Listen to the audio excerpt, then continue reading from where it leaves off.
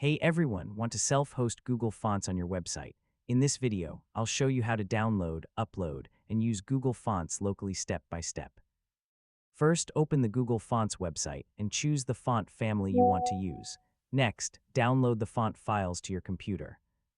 After downloading, extract the zip file and find the font files, usually in formats like WOFF or WOFF2. Now upload the font files to your website server. You can place them inside a fonts folder within your website project. Next, open your CSS file and create a custom *@ font face * rule to connect your website to the uploaded font files. After adding the font files, apply the new font family to your website elements, such as headings, paragraphs, and buttons.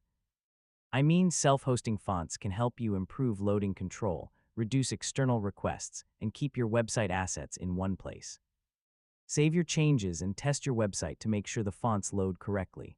Finally, check your site speed and make sure the font files are optimized for better performance.